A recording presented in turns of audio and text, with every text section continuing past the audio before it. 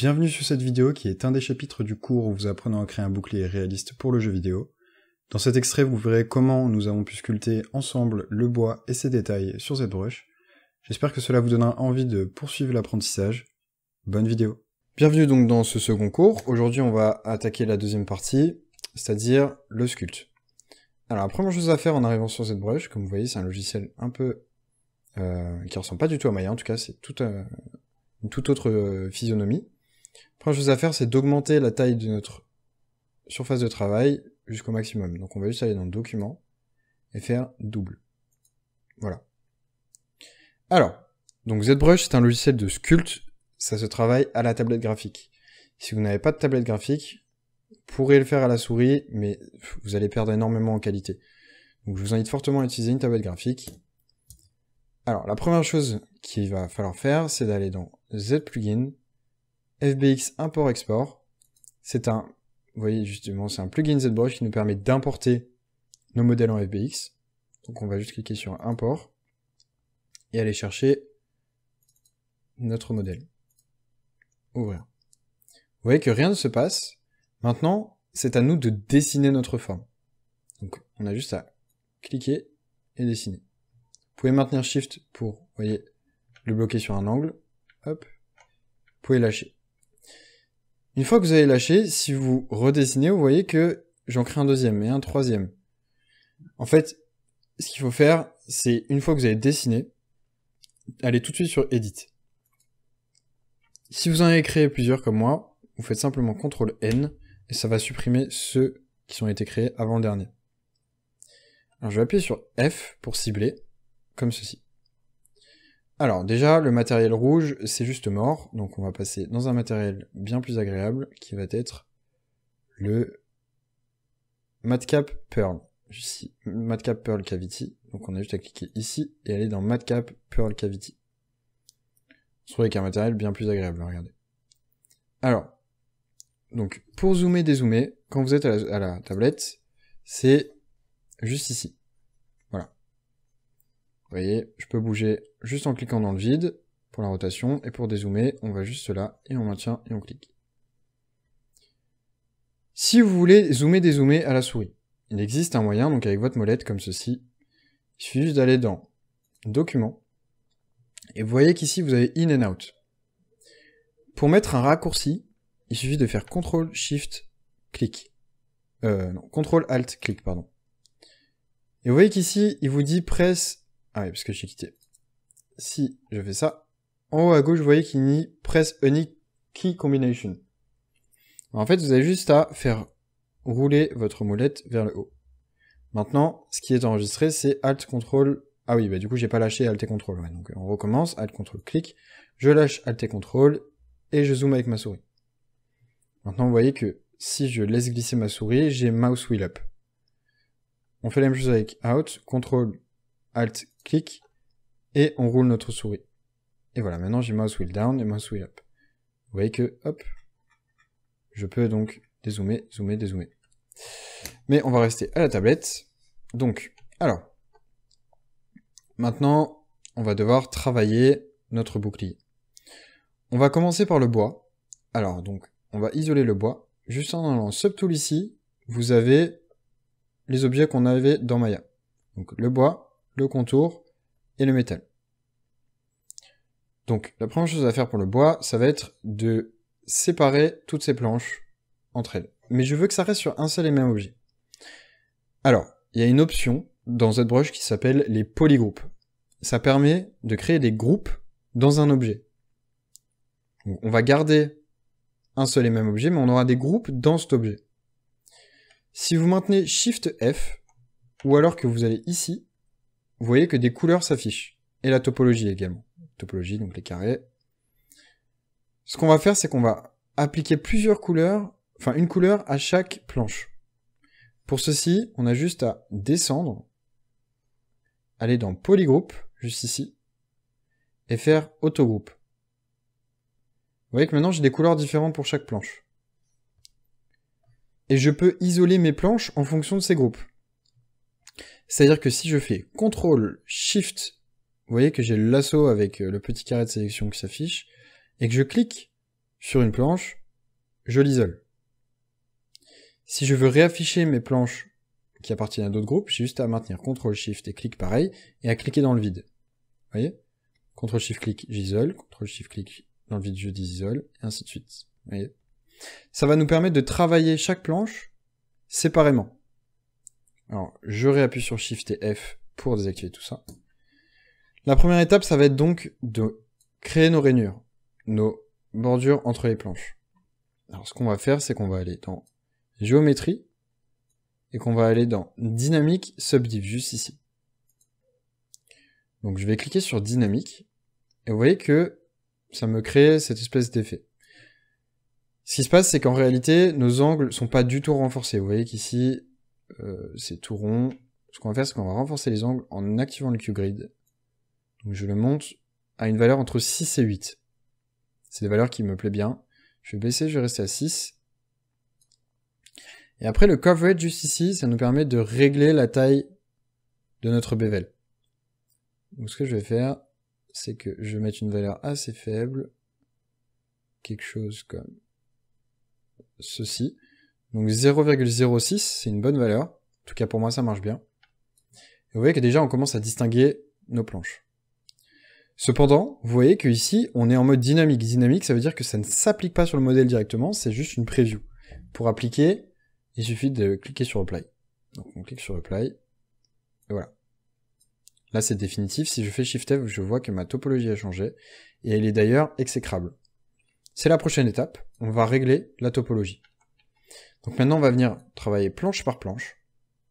Donc on va venir cliquer sur, par exemple sur notre première planche, mais le contour et le métal me gênent. Donc je vais cliquer sur Solo juste ici pour isoler que ma planche. Voilà. Alors, donc, on va régler notre problème de topologie. Comment faire ceci? On va utiliser un outil qui s'appelle le Z-Remesher. Toujours dans Géométrie, vous avez Z-Remesher ici. Ça nous permet de faire un remesh, donc de changer la topologie, tout en gardant la shape de notre objet. Faites bien attention à bien être isolé. Si vous êtes en planche complète comme ceci, le Z-Remesh va s'appliquer à toutes les planches. Moi je veux travailler planche par planche. Donc j'isole ma planche et je fais Z-Remesher. Vous ne changez rien aux paramètres, ça devrait marcher comme cela. Vous voyez, Z-Remesh process.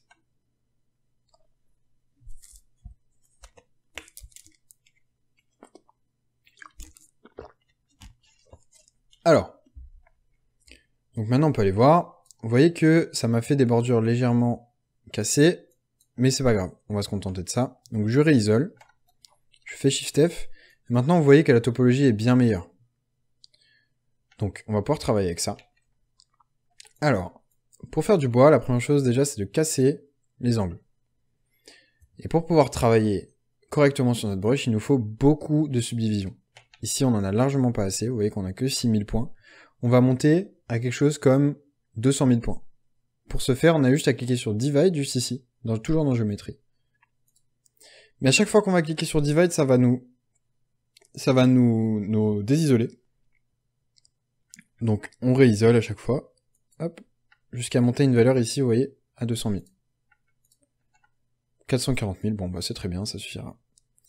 Alors, donc on va pouvoir travailler. On va utiliser une brush qui s'appelle Trim Dynamic.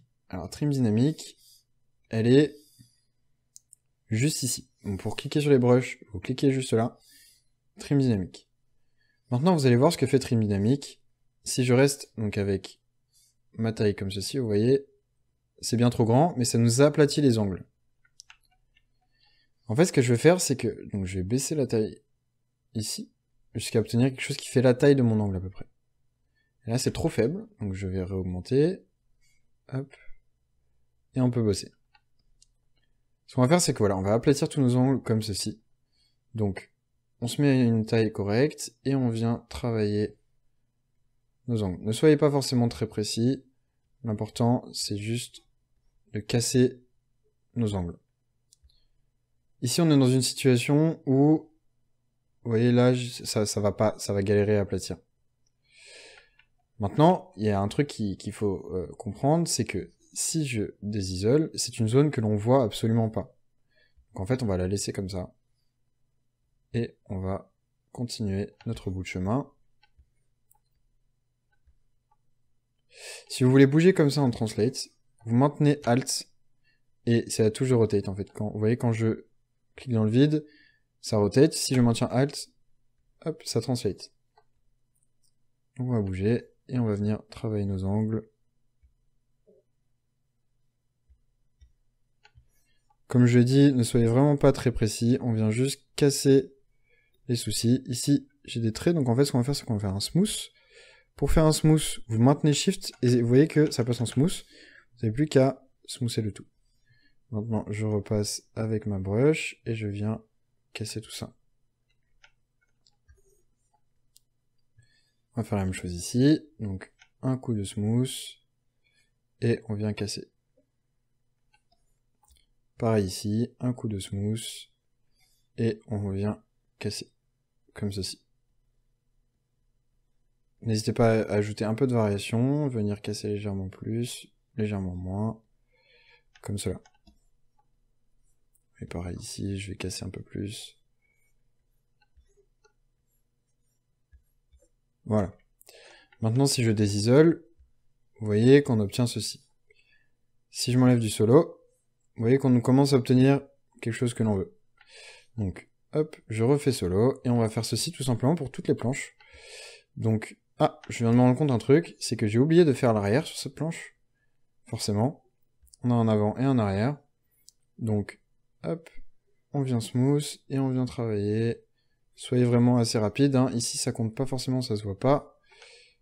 Prenez plus d'attention à travailler ces parties-ci, parce que c'est les parties qu'on voit, le reste, on s'en fiche un peu. Hop, on vient casser nos angles.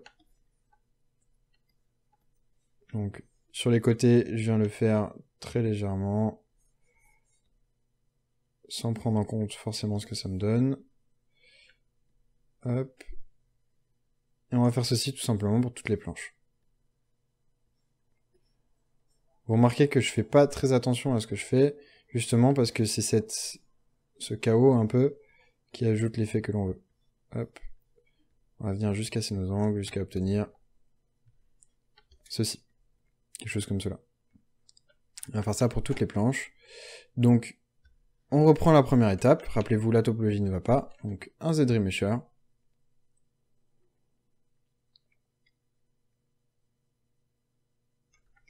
Puis, un divide. On reisole, un divide, on reisole, un divide. Et on peut travailler. Donc, je fais un coup de smooth pour adoucir. Et après, on vient travailler nos angles.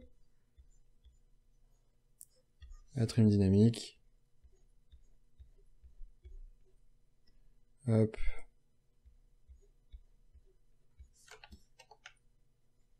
Je smooth très rapidement. Et on vient casser nos angles. Vraiment, ne faites pas quelque chose de précis, comme je vous l'ai dit, c'est vraiment ce chaos qui nous importe.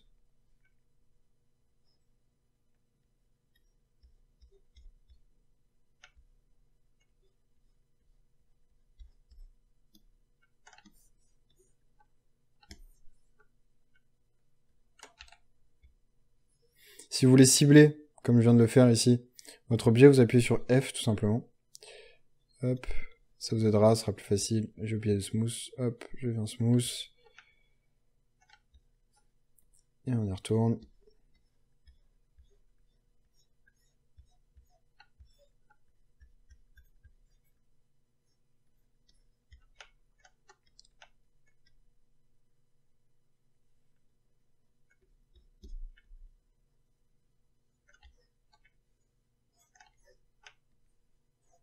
Je viens smooth. Oh, je rappuie sur F parce que là j'ai cliqué sur le bonhomme, donc ça m'a fait bouger dans tous les sens. Hop, je rezoome. Et on y retourne. Hop, on vient casser nos angles.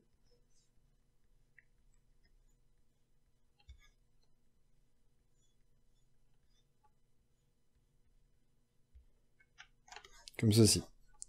Maintenant, je peux désisoler, hop, F, et on voit ce que ça me donne. Et je suis sur l'arrière, je passe à l'avant, et on va faire ça pour toutes les planches. Maintenant, ce que je vais faire, c'est que je vais vous montrer quelles sont les étapes suivantes pour ces deux planches, et après, je vais accélérer la vidéo pour tout le reste.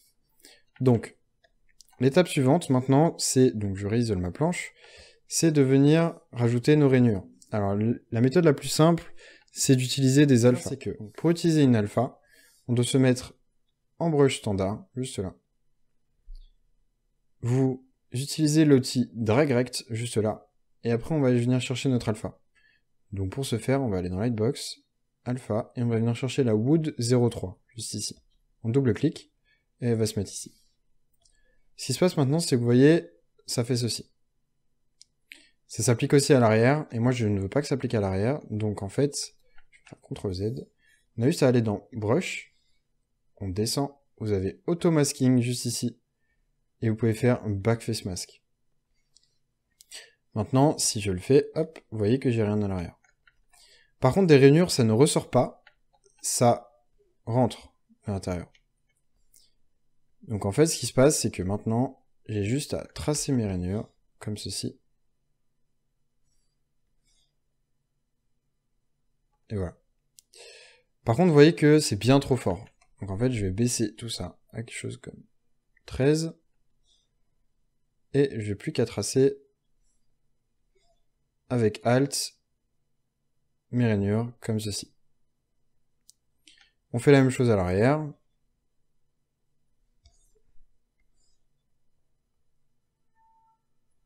Et voilà. Et maintenant, vous voyez que j'ai une belle planche de bois. Il nous reste encore quelques détails à faire, mais déjà, je vais faire toutes les planches et on se retrouve juste après.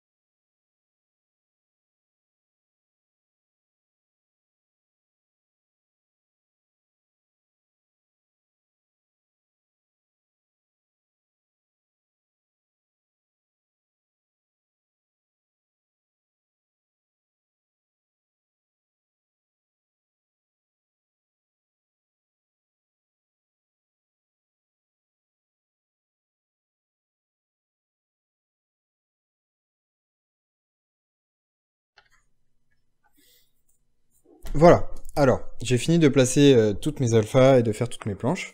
J'ai suivi exactement la même méthode que celle qu'on a vue tout à l'heure. Exactement la même pour chaque planche. Maintenant, si je désisole, on voit qu'on a déjà notre bois qui est fait. Alors, il est fait, oui et non. C'est-à-dire que nos planches sont très uniformes. Maintenant, on va venir rajouter du détail. Alors, pour venir rajouter du détail, c'est très simple en fait.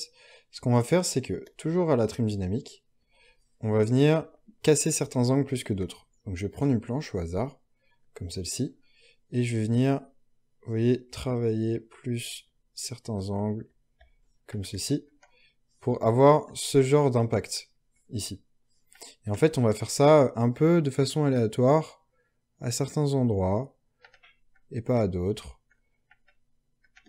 Par exemple, ici, je vois que j'ai déjà un début, donc je vais le intensifier, hop. Vous pouvez laisser des planches intactes, d'autres non. Donc je vous rappelle, pour isoler les planches, CTRL ALT et clic, CTRL SHIFT et clic, pardon. Hop. Et je viens casser certains endroits pour, vous voyez, ça ajoute un peu de vie à l'objet. Hop.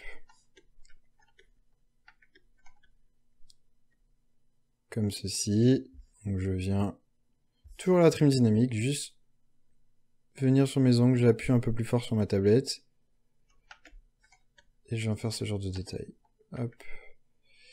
On va rajouter un tout petit peu, faut pas non plus qu'il y en ait 40 millions, donc on va juste un tout petit peu plus en rajouter, puis après ça suffira. Hop. Ici par exemple j'en ai rajouté un, mais il est inutile parce qu'il se voit quasiment pas, donc je l'accentue plus. Voilà, là c'est bien. Voilà. Je n'ai pas mis en haut. Hop. Ajouter un là. Et ajouter un là. Rappelez-vous, je vous ai expliqué au tout début du cours Maya que c'est justement ces détails qui sont là, on va venir les appliquer, les projeter sur notre modèle qui n'a pas beaucoup de... qui n'en a pas du tout. Voilà. Alors maintenant, ce qu'on va faire, c'est que, vous voyez, ici, nos rainures, elles sont beaucoup trop clean, donc on va venir en supprimer certaines. Tout ça avec un outil qui s'appelle H-Polish. Donc vous appuyez sur H et vous utilisez H-Polish juste ici. Hop, on réisole une planche, on augmente cette fois-ci la radius, et très légèrement, vous voyez, si j'appuie, ça vient estomper tout ça. Donc en fait, ce qu'on va faire, c'est que très légèrement, à certains endroits, on va venir estomper tout ça. Faut que ce soit subtil. Vraiment pas que ça se voit trop, mais vous voyez que j'ai créé quelques tâches pour en fait casser l'uniformité. Voilà, hop. Casser l'uniformité de tout ça. Hop, parce que sinon, ça fait vraiment très 3D, quoi. Le but, c'est vraiment qu'on ait quelque chose de réaliste. Donc on vient ajouter des détails qui ajoutent un peu de vie. Hop. Voilà, j'ai abusé, on voit en plus. Hop. Très léger. Ça ajoute de la vie à notre modèle. Hop. Et voilà. Alors maintenant, notre bois, pour le moment, on va le laisser de côté. Il est plutôt fini. Hop. Alors on va passer aux étapes d'après. Donc je vais couper la vidéo et on se voit dans la prochaine.